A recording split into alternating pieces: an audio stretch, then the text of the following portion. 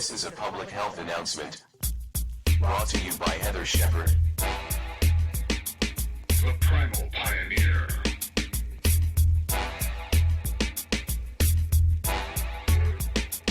Live an outdoor life.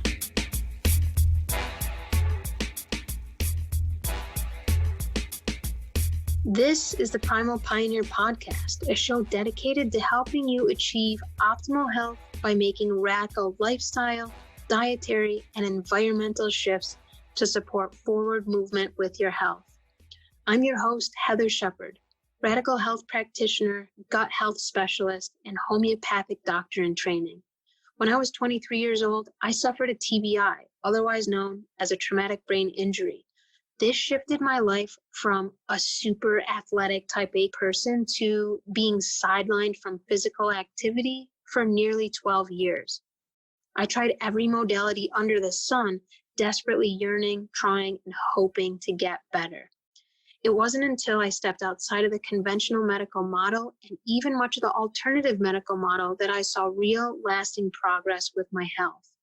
After 12 grueling years of searching for my cure, I finally achieved my version of optimal health by deep diving into the areas of the body, particularly the mitochondria and emotional energetics that most notably affect and impact our health. Today, I help thousands of people overcome both acute and chronic ailments using my nature and science-based radical approach to health, which targets the most important yet most overlooked aspects of health and wellness. During this episode of the Primal Pioneer, I talk about something most people struggle with today in varying degrees, that is anxiety. For some people, anxiety is a low-grade vibration pulsing through their day, fueled by timelines, scheduling, pandemic regulations, and rushing to work.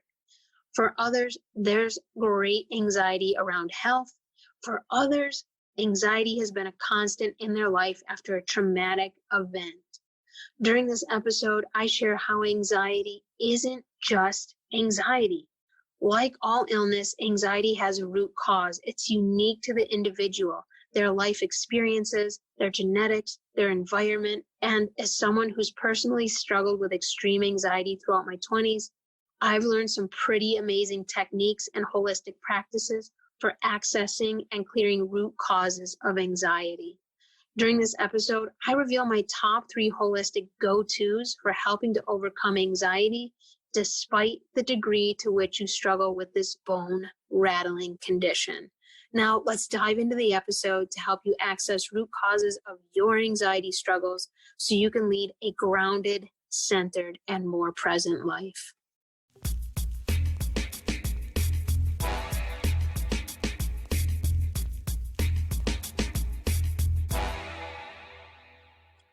Hi, everyone. Welcome to the show today. Super stoked to have you here. Before we dive in, I just want to send a big token of appreciation and gratitude to you all. I've been loving the feedback you've been giving me on Instagram and Facebook regarding the Primal Pioneer podcast here. I appreciate that. Thank you. Thanks for your inspiration, your positive feedback, and for your questions. I've been really digging your questions and topics that you'd like addressed on the show. So I just want to say, hey, I appreciate that. Keep that coming.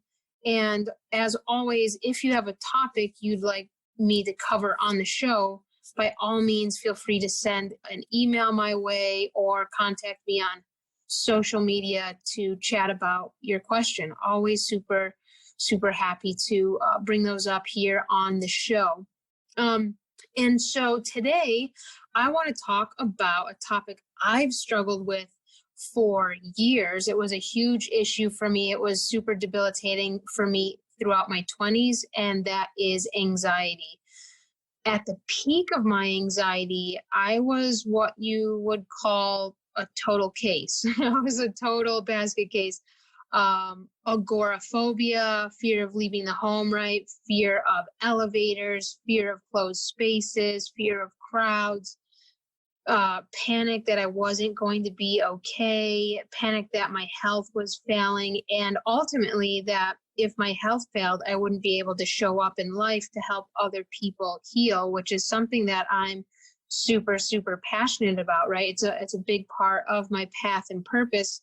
And so at the peak of my anxiety, I was like, oh my gosh, if I can't overcome this, how am I going to help other people? And how am I going to help myself, right? Because I tried so many things to help, get grounded and be calm, meditations and singing bowls and acupuncture. I mean, literally you name it.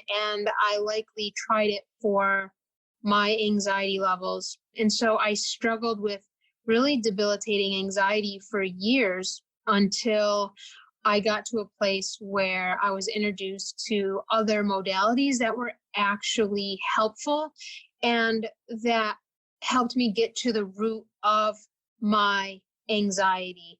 So I'm super stoked to share more about this because I know a lot of people struggle with it. Millions of people struggle with anxiety, especially now with everything going on in the world, with COVID, with stay at home, with all of the change and transformation that's going on in our world today. It's very anxiety provoking. If, we weren't already anxious enough before the pandemic, a lot of people's anxiety levels have really, really skyrocketed now.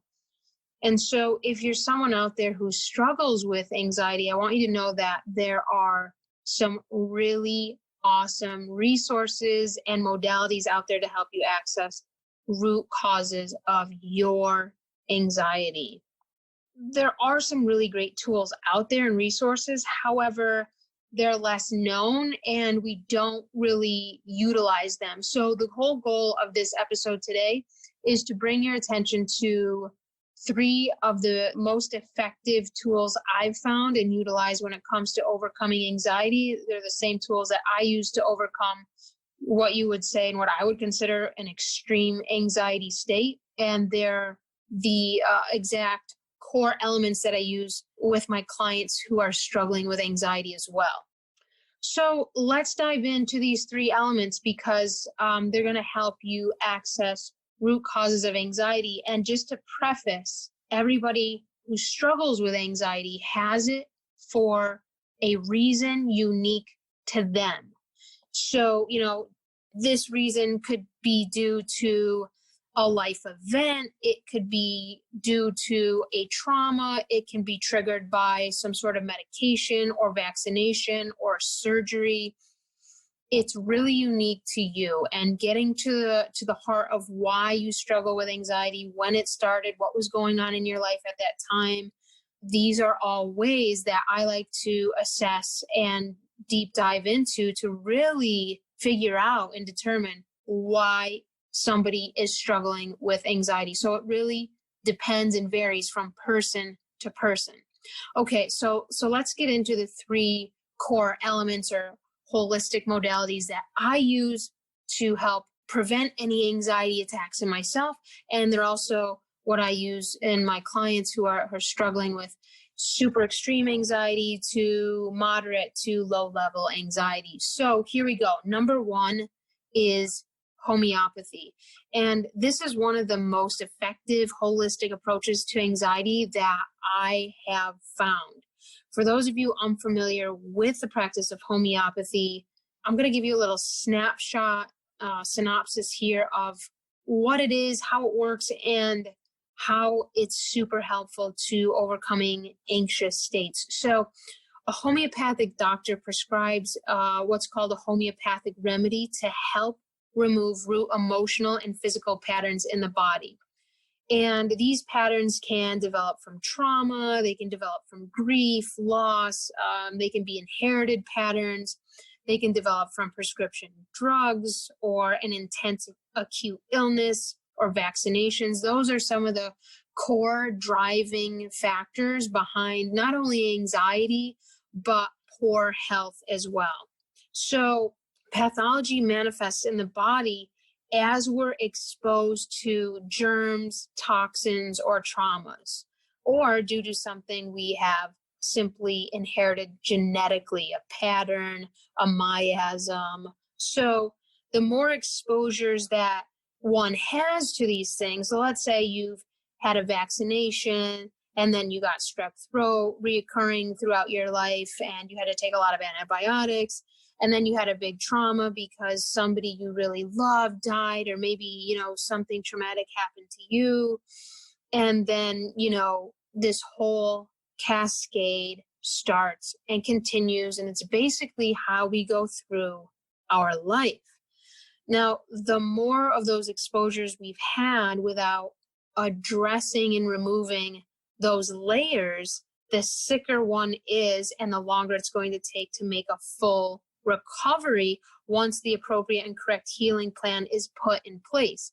Now, I want to say that in most cases, or in many cases, overcoming your physical and emotional ailments is absolutely possible in many to most cases when you're able to get to the root cause. However, until we're able to get there, there's always going to be this block or bump along the healing path. Now, just to give you a little idea here, and because I practice homeopathy and am in training to become a homeopathic doctor, I want to give you some background here, because the intake that a homeopathic doctor engages with their client and patient is drastically different than the one, say, a Western medicine doc will engage in. It involves a lot of the emotions and into revealing and getting to these deeper layers and patterns to help them get a clear picture as to the root cause and causes of the issue the client's struggling with. So the homeopathic doctor is going to ask the patient many detailed questions, right? You go into the Western doc, what are they asking you? You got any pain here? They'll tap your knee and see how your reflex is there, or, any complaints, take your blood pressure, say, it's pretty much the extent of it, besides their blood panels and whatnot. But the question asking in the Western medical field is totally crap. They don't dive deep. They don't have an understanding of what's really going on with the client by their failure to dive deep and ask questions, because really we get our answers as to how to treat someone by asking questions. So the homeopathic doctor asks the patients many detailed questions to get to the bottom of why the individual is suffering, and will prescribe what's called a remedy, a homeopathic remedy, to help not only alleviate, but remove the pattern that's fueling the root cause of the issue. And I'm going to give you a couple examples here, a couple of different examples with regard to anxiety, so you can get a feel as to why should I approach my anxiety in a different way than somebody else, and what's the importance here, and what's it going to do for me. So I want to give you a couple of examples here just so you can get a feel of not only how to approach anxiety and why it's so important to do so in this individualistic way, but often we think of anxiety as just like this panic-ridden state that we want to get out of. It's like, just I'll do whatever I can to avoid feeling anxious. And so we often fear our anxiety so much that we'll literally do things opposite of what will fuel or feed our anxiety. So, like, for example, if you get really anxious in driving in a car, then you'll do whatever it takes to avoid driving in a car. Or if you totally fear going hiking alone, you'll do whatever it takes to hike with other people. Or if you totally fear going out to eat at a restaurant with a whole bunch of people, you'll do whatever it takes to avoid going out to the restaurant with a big group of people, right?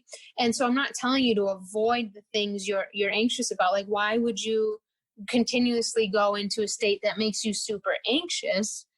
And a lot of people say, oh, go into the places that hurt, that put a little salt in your wound, that are a struggle. And, we have to find a balance and a fine line here, because if literally driving in your car fuels a heightened anxiety state, you're not only putting yourself in danger and causing this fight or flight response, but you're putting everybody else on the road at stake as well. Like, what if you literally start hyperventilating and need to pull over? You can't pull over. It can be, in some cases, extreme. And so there's ways to work with this. If you struggle with really high anxiety levels, it's important to know that, one, you're not alone. Two, there's ways to work with it. And it's not about simply avoiding the task. However, that could be the very best option while you're at a peak anxiety state. But it's about getting to the root issue and really discovering, okay, hey, why am I actually feeling this way? Let's get to the bottom of this. And then how can I start to work with this from a root place? So I don't have to go through life using this avoidance approach, because when we go through life in the avoidance approach for, just general things like, some people don't want to walk down a street because they get anxious if they're in a big crowd, right? So how can we work with this so you can be in life, you can show up to life without being incapacitated or get rapid heartbeat or get super irritable and cranky and anxious, when you're engaging in these things. So let's take a look at, I'm going to give a couple cases here or examples of anxiety. One's going to be me, and one's going to be someone who's near and dear to my heart, a family member who struggled with some pretty intense anxiety. And hopefully this will help give you a clear picture as to, hey, why am I having anxiety? Hopefully it'll stimulate and trigger you in a positive way to think more deeply, like, hey, there's not actually something wrong with you. You just haven't gotten to the root of your anxiety if you're still struggling with it. And there's a lot of answers for you, and possibly some deeper dives you can take into your own personal experience. And if you really struggle with anxiety, I would highly advise you to reach out to someone for support, because it can be so relieving, so insightful, so incredibly healing just to reach out and share your story about anxiety. And then hopefully some of these three elements I'm sharing with you here today into your life to help you approach anxiety from a root place. Always reach out to me if you're called to do so, and we can always tackle your anxiety from using these three elements in a really individualistic way. Okay, so we're talking about homeopathy, and here's the first example of an anxiety case. Okay, so there's an anxiety-ridden patient that expresses literally really severe symptoms of anxiety: fear of crowds, fear of elevators, fear of flying, fear of death, fear of being alone. And during the intake, the homeopathic doctor evaluates when these fears began, right? You always want to go back and say, okay, when did these start? What was happening in my life at that time, or, a few months prior to that time, or several months prior to, right? So these are things we need to address. So in this case, the particular client was me, unfortunately, but that was my experience 18 years ago. And the anxiety, when I reflected on this, it didn't begin until I experienced a traumatic event. So I had a car accident in my very early 20s. I was knocked unconscious. I was trapped in my car. I literally couldn't get out. The door was smashed in. I was sitting in a ditch and it was filled with water, and I had hit an electrical pole and the wires came down into the water. So I literally couldn't, even if I could get out of my car, I couldn't get out of my car because I likely would have been electrocuted. This was a very extreme situation. I was knocked unconscious. I was trapped in the car. I was alone. I was in a relationship that I was trying to save that was already down the tubes, and I was at a job that I didn't like. So all of these factors really have to be taken into consideration. If we look back on my anxiety about, fear of being in small places and being claustrophobic, and, the inability to get out of an airplane, an elevator, a crowded space, that trauma that I experienced in the car accident.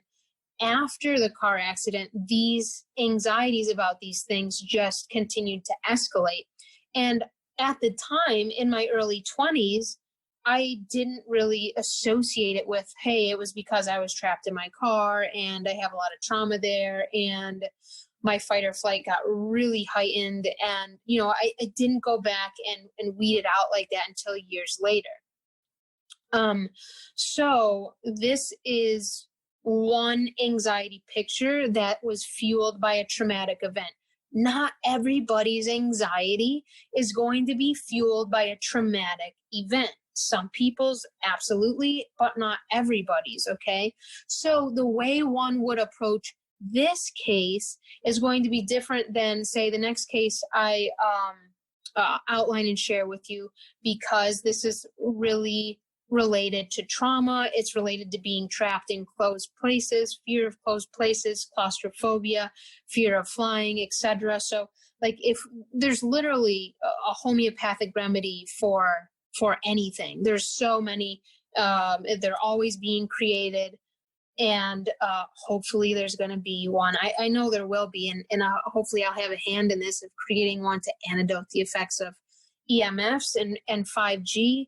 I just did a blog post on that, so feel free to head over to my site, heathershepherd.com, go to the blog section, and you'll see one on energetic medicine for approaching things like EMFs and whatnot. But that might be insightful for any of you out there who resonate with this topic and are looking for ways to antidote EMFs and 5G, etc. But in this particular case of mine, right, there are several different remedies that could have been prescribed, and they're usually, depending on how deep the pathology is, it might require one or two or, several different remedies, and in varying strengths, right? So typically you wouldn't provide a high strength homeopathic to, say, a toddler versus, an adult. We have to take these things into consideration before just taking any homeopathic. We have to nail down which one is specific to your causes. So, there are two remedies that I actually took for my particular case, which was super, super helpful. One of which was aconite, and that's just a classic homeopathic remedy for trauma, fear of elevators, fear of flying, fear of crowds and being trapped, and that especially occur after trauma. There's a few other remedies and a couple other that I've taken, but aconite can be really helpful for that. And so, if you go to your Western doctor, if you go into Walgreens or CVS and you're anxious and you're like, hey, where's the anti-anxiety medication? You go and you pick one off the shelf. That's not going to do you any good, because it's going to push your symptoms down deeper. So maybe you take the anxiety medicine, but then you start to have eczema, or you start to have hives, or you start to have blood sugar issues, or your sleep becomes compromised. It's because you haven't got to the root of the issue. And we really need to take the why behind your struggle with anxiety into consideration just before throwing any old remedy, whether that's holistic or whether that's allopathic, onto the picture. It's all about getting the right thing, protocol, remedy for you. So why do you have anxiety? I struggled with anxiety for years throughout my 20s due to a traumatic event. And so when we start to go through that we see, how specific my anxiety is. And I'd invite you to do the same, like, what's driving your anxiety? Like, go through that picture and get specific about it. It can be relieving, and then reach out to someone and share it with a professional, with someone who could help you, whether that's me or somebody else you trust or somebody else you're working with. It's really, really important to do that, to get to the root of why you're struggling with it yourself. Okay, so let's get into the second case study around anxiety that I'm going to share with you here today. So there was another anxiety case that I have. This was a family member of mine who is so near and dear to my heart. But this is a really interesting case because this child started to have anxiety and certain physical and emotional symptoms present after he had malaria, and then, he was in Africa, didn't have access to things like homeopathy at the time, or, other forms of treatment that were natural, helpful, got to the root of his malaria, right? They didn't have access to that.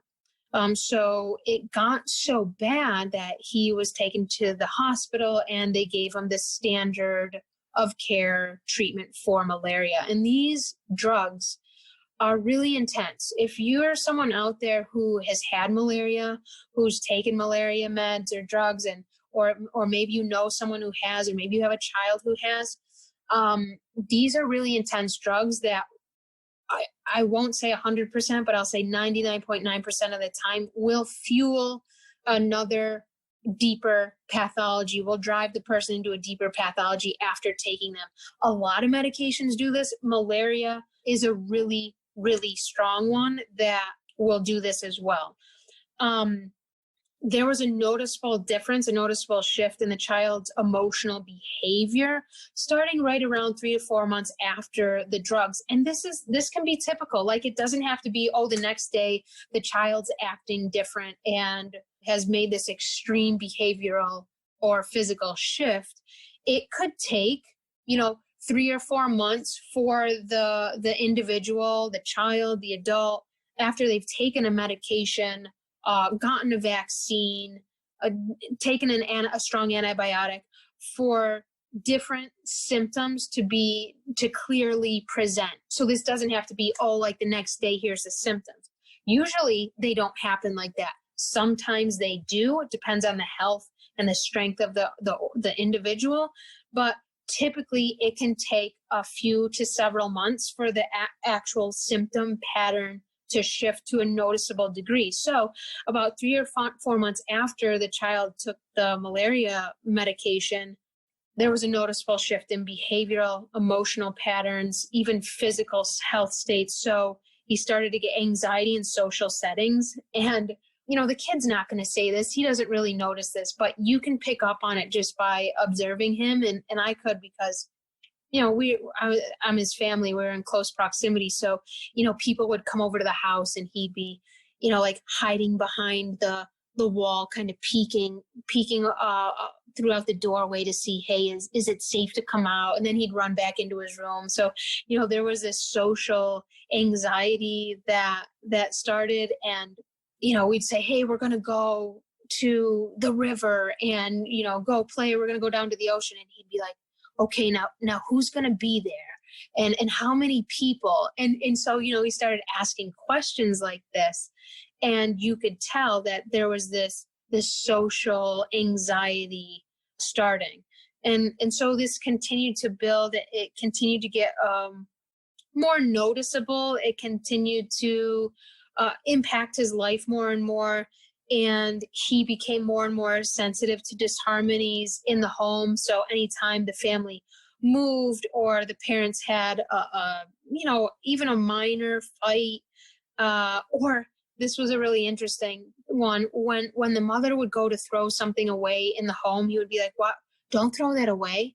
You know what? We need to keep that. And so there was this very sentimental attachment to things, and there would be a very extreme emotional response if anything was thrown away, even if it didn't belong to him. So these were things that started to occur. And then when the child would get triggered, he would act out in more and more in extreme ways. So he'd have tantrums and screaming and kicking. And he was literally like a ticking time bomb. So he was pretty shut down emotionally, especially this gradually increased, this emotional shutdown after the malaria medication. But he would just bottle all of his emotions up into this point where he would get so anxious, so overcome with emotion, that he would have tantrums, and he would start shaking, and literally it would be like, when the top boils off of the kettle, and it would just be this real big breakdown and tantrum and outburst. So this anxiety, these behavioral patterns really started to kick in after the malaria medication incident. And so really the malaria wasn't really addressed at all. It's still in the system, right? It's just suppressed by the drugs. It doesn't mean it's not there. It's still there. And the drugs pushed it down into a different layer, a deeper layer. And this triggered higher anxiety states, social anxiety, sensitivities to the environment, and then these bottled up emotions that he couldn't keep in any longer. That would just come out like a tantrum, and he'd be literally, shaking on the ground. So over time, more physical symptoms came in. Also, he began to be hyper allergic to certain foods. He developed like fish allergies and this anxiety around eating. So once he thought he had a fish allergy, he started to put, common allergens into his diet, like nuts. And he'd be like, I think my mouth is swelling up. I probably shouldn't eat that. I shouldn't eat that. Or, are you cutting fish? You can't cut fish in my house. You can't bring fish in, so this like anxiety state. And this is such a young age, right? The kid was 5, 6, 7 when these anxieties really, started, and then it just progressed over time.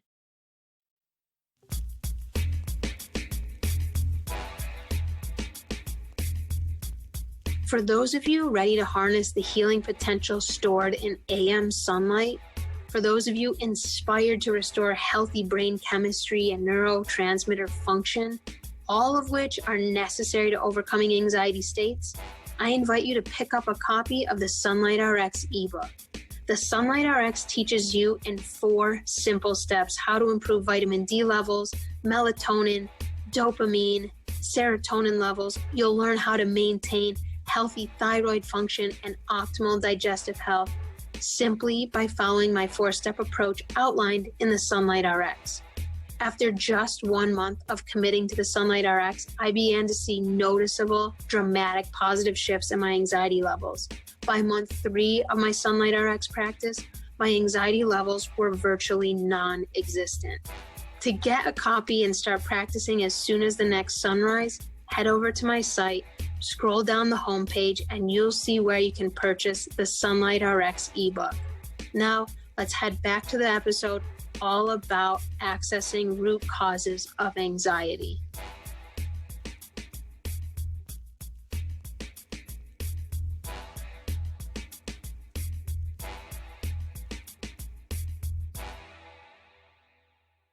So this cause of anxiety, you can see, is a very different cause from my anxiety that was driven by a traumatic situation.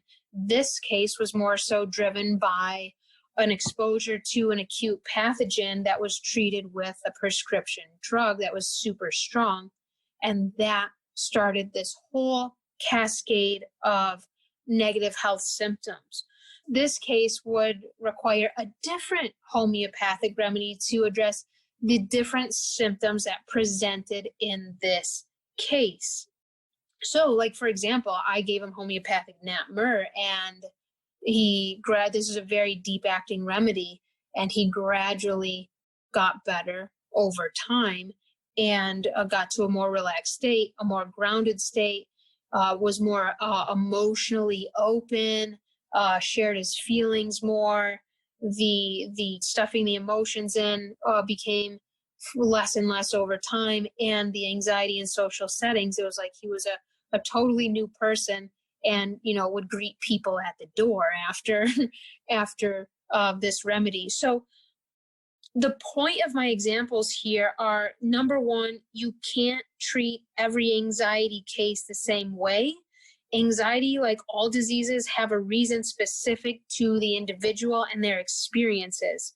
And once the causes have been revealed, homeopathics can be exceptional resources to address and remove root causes of anxiety issues, anxiety states, in a way that gets to the root.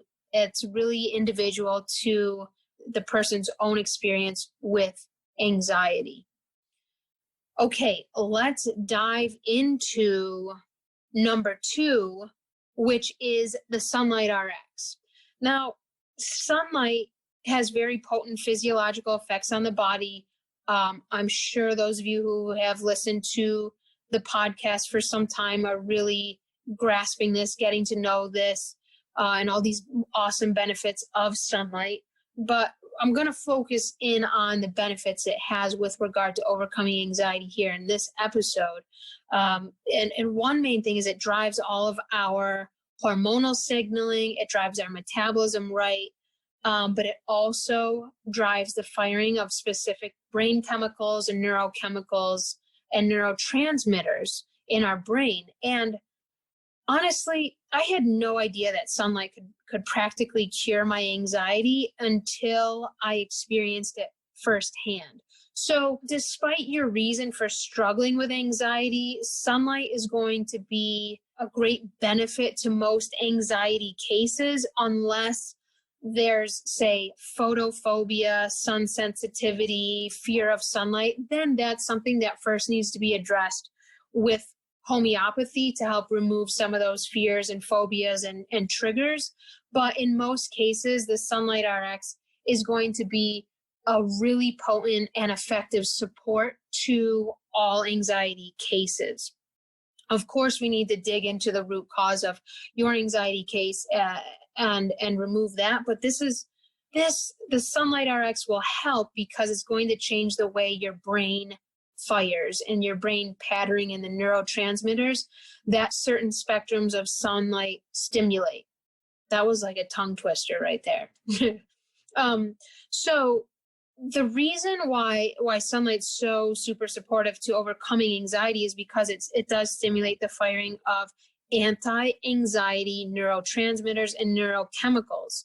And some of these include dopamine, serotonin, beta endorphin, POMC. Okay, all of these molecules and neurotransmitters that are triggered, literally fueled when you're exposed to certain spectrums of sunlight.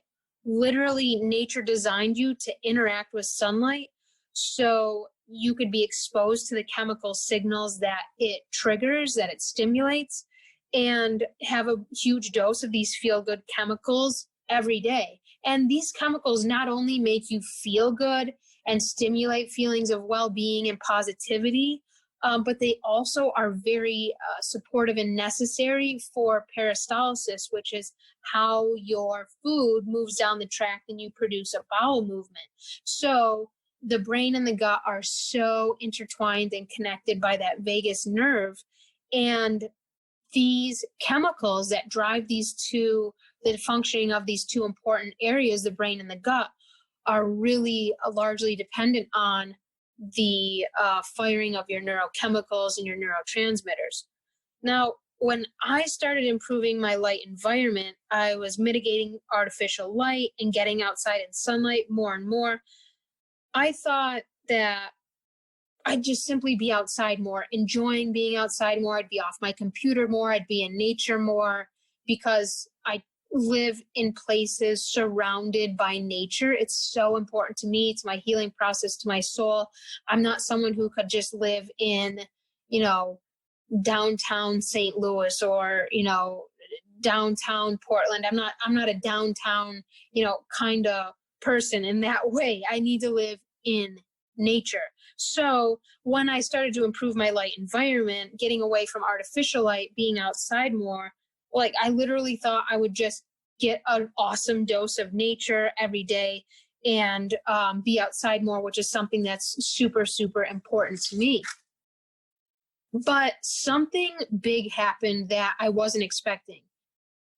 My anxiety levels sharply and noticeably dropped. And this actually was the original motivating factor behind my Sunlight RX protocol and why I created it, because I had such mind-blowing success with the Sunlight RX and my anxiety levels that I was like, oh my gosh, people need to have this information. They need to learn the Sunlight RX and help support their anxiety levels, right? But the more and more I did it, and then the more I got my clients into it, my clients were outside doing it and sunbathing and, getting their skin in sunlight and being naked as a baby in sunlight. And then their cancer markers going down and their depression levels going down and their digestion improving, I was like, oh my gosh, there is something really big going on here. And so this had a huge dramatic impact on my anxiety levels. And I never considered it possible. I didn't even connect the dots with, sunlight exposure is going to bring my panic states down dramatically. I never thought that way, but that's exactly what happened. So I'm going to talk about the Sunlight RX here just a little bit and how I used it to overcome my anxiety, or at least drastically help reduce my anxiety states. So those of you familiar with the Sunlight RX know that there are 4 steps to this protocol. And if you haven't yet got a copy of the Sunlight RX ebook, hop over to my site, heathershepherd.com, and just scroll down the homepage. You'll see a place to purchase it. I would highly recommend it, especially if you struggle with anxiety, but really any chronic health condition. But literally, step 1 and 2 are the steps I found most important for overcoming anxiety. Now, step 1, as you learned in last episode, is all about getting your booty out of bed to watch the sunrise. So literally, step 1 of the Sunlight RX is sunrise. You want to get out there and watch the sunrise with as much skin as you can in the sun, especially your eyes in the sun. Take your contacts out, your glasses off, your sunglasses off. Get out there and get sunrise light. This light is predominantly red, okay, during this time of day. And this red light, plus just a little bit of blue, starts to program your cells. So when you get to step 2 of the Sunlight RX, your neurotransmitters are pre-programmed. So red light literally pre-programs the neurotransmitters, the aromatic amino acids, to start to fire when you get into step 2 of the Sunlight RX, okay?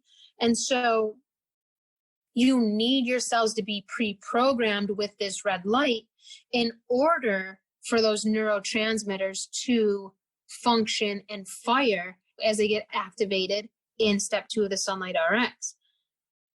So when your feel-good neurotransmitters are pre-programmed with red light, you get out there to step 2 in your Sunlight RX, then the neurotransmitters are active, they're firing, you're pumping out serotonin, dopamine, beta endorphin, POMC. You're doing this like a champ. You're winning, seriously. When you do this, your brain will literally start to fire in a new way, in a way that fuels this calmness, but you're alert, this groundedness, this centeredness. You're going to, over time, you'll feel more positive feelings. You'll have more of an upbeat mood.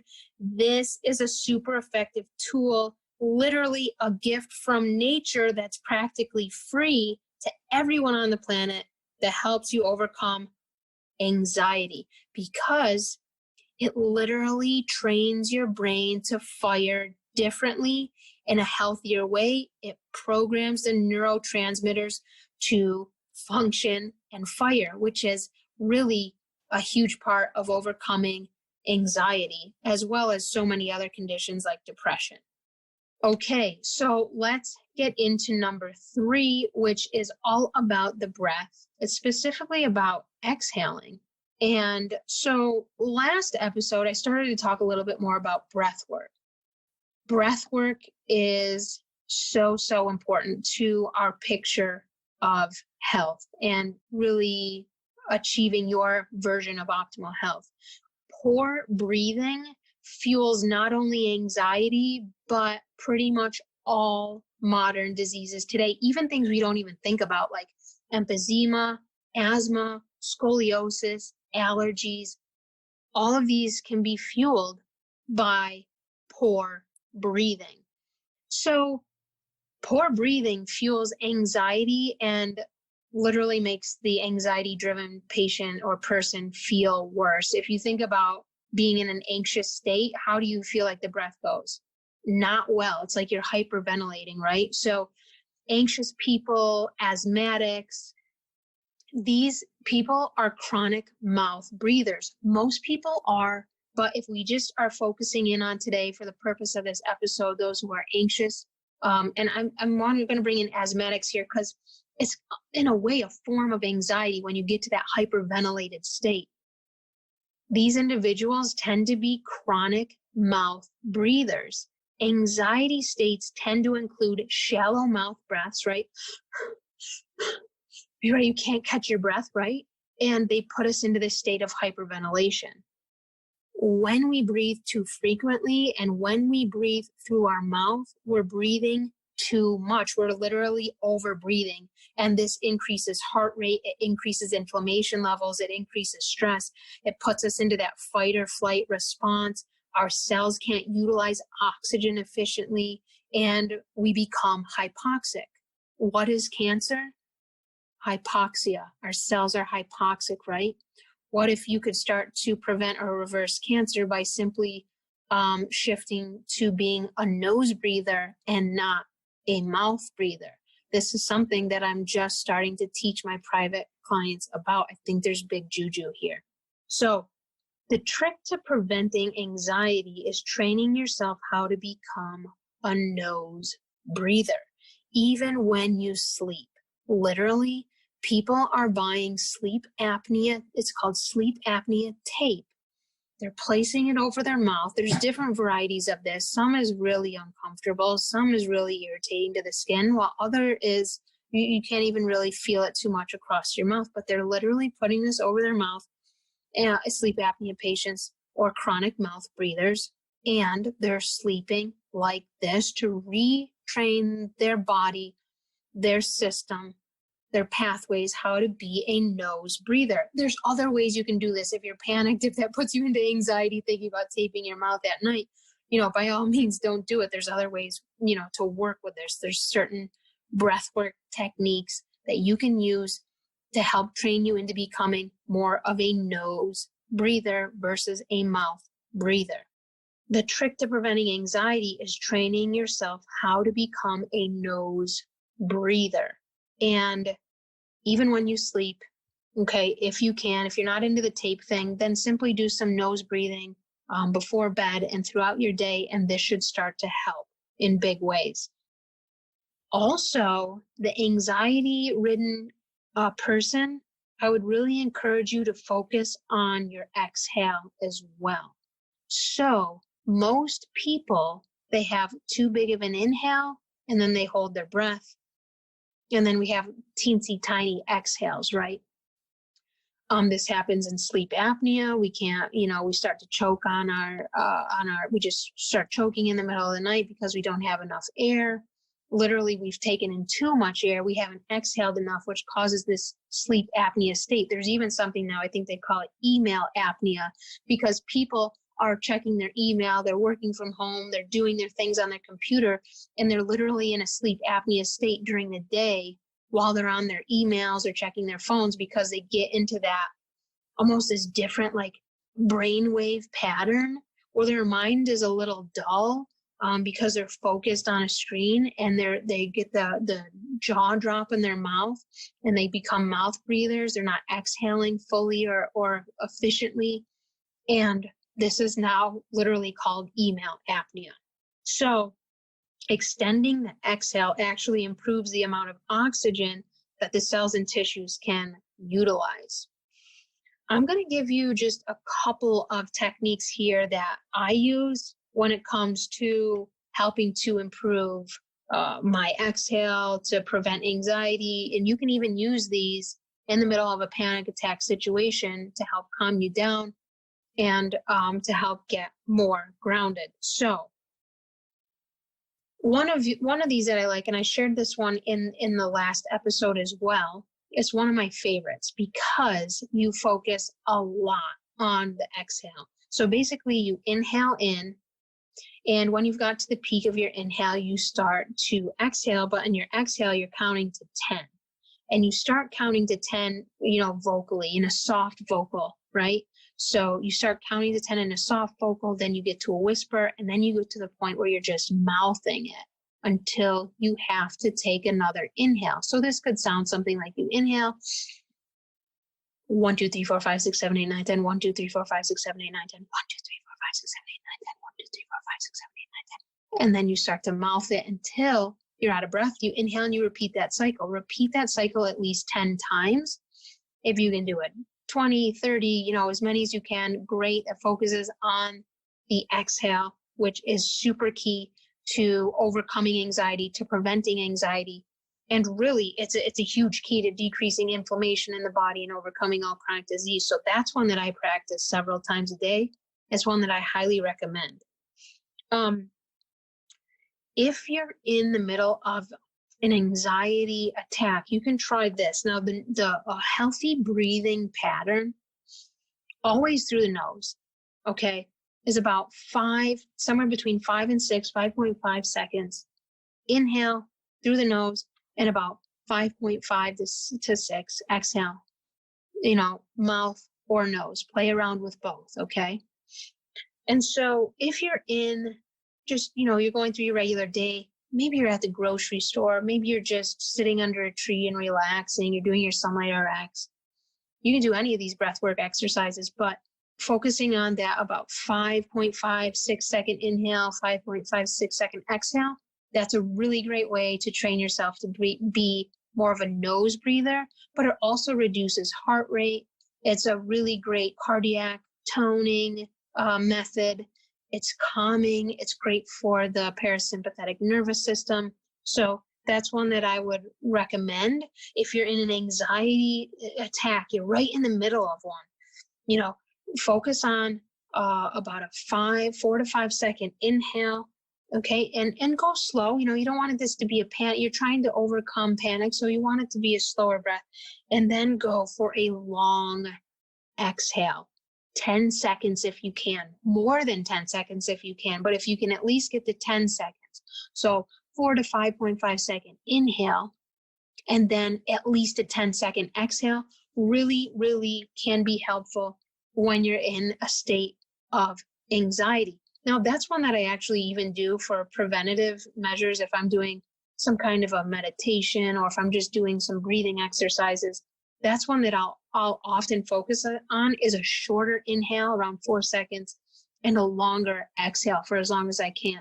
And you never want to be like, grasping for the next breath. You want it to always be gentle. Okay. And for anxiety purposes, at least in these examples I gave you today, you want it slow. So you want it slow and you want it gentle. Okay. When it comes to anxiety, know that you're not alone, and know that there are amazing tools and holistic modalities to help you rectify root causes and triggers of your anxiety. Utilizing the power of AM sunlight, homeopathy, and breathwork are the main ways I help prevent and approach anxiety in myself and with my clients as well. These have proven to be highly effective in even the most intense anxiety states.